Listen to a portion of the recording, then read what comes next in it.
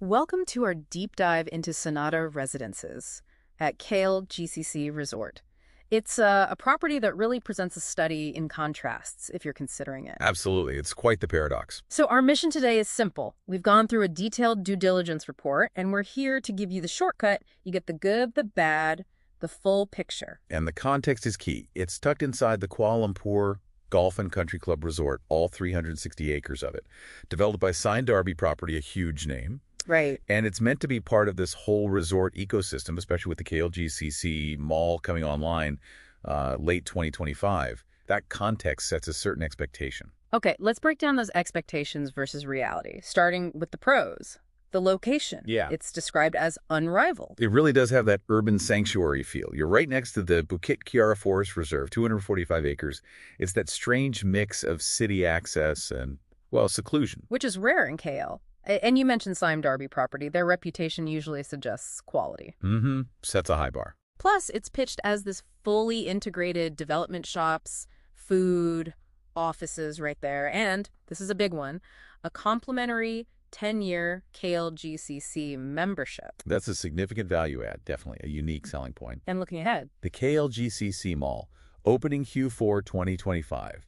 That's the major catalyst. They've got tenants like Jaya Grocer, Sarai Group, Harborland lined up. yeah, Should really boost convenience and, overall value. connectivity seems strong too. Yeah, direct access onto the SPRINT highway, and you're near the MRT Samantan station, plus feeder buses. So get around looks pretty decent on paper. Okay, so the location, the developer name, the lifestyle perks, the future mall, it sounds compelling. It does. But the report we looked at also flags some, let's say, critical cons. What stood out most to you maybe as a surprise given that premium setup? Well, the biggest one, I think, has to be the feedback on build quality. Residents consistently reporting it as shockingly poor. Shockingly poor from some Darby. Exactly. That's the dissonance. Despite the premium brand, this seems to be a major issue. It really requires a very close look. Okay. What else? And then there's the parking. The structure is described as extremely narrow, really difficult to maneuver. How narrow are we talking? Apparently so narrow that passengers often have to get out before the driver parks the car. I've seen designs like that. Looks okay on the plan, but living with it day to day, it's a real hassle. Wow. Okay, so location is top tier, but build quality is question, and parking is a nightmare. How does that balance out? That's the core question, isn't it? What's the trade-off you're making? The unit sizes add to this picture. They're compact. Max 998 square feet for a two-bedder. So not for everyone. Definitely targeting singles, maybe couples. Not really your typical luxury-seeking family expecting sprawling space. And there are other costs, right? Legal structure. Yes, it's leasehold, and importantly, it has a commercial strata title. Which usually means? Typically higher annual quit rent. Okay. Higher utility tariffs, electricity, water compared to standard residential titles. Something to factor into your running costs. Okay, what about noise? You mentioned the Sprint highway access. Right, proximity can be a double-edged sword. Concerns about potential noise pollution, maybe traffic congestion too, are definitely valid. And the report mentioned other operational issues. Yeah, things like lifts being described as smelly and humid, delays in getting repairs done, even false fire alarms popping up. Little things that can add up to frustration. And one more, quite specific point, the view. Ah, yes. A cemetery is noted as being visible from or in front of the project.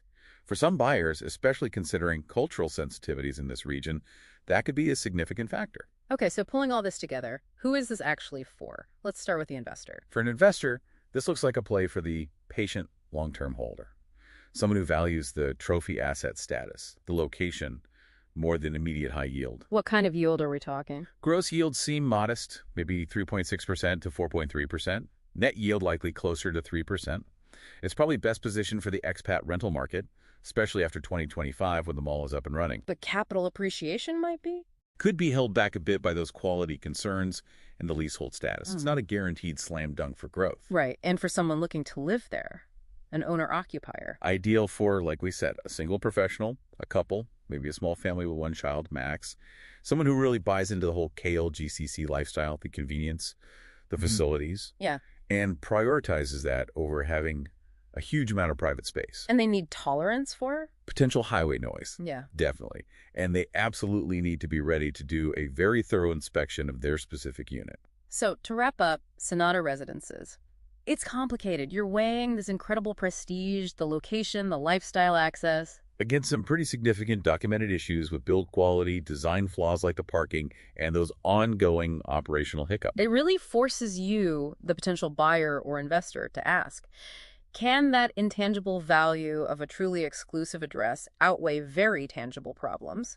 Is it perhaps an entry-level ticket to a premium lifestyle, warts and all? That's the crux of it. So the final piece of advice for you listening. Rigorous due diligence is non-negotiable here.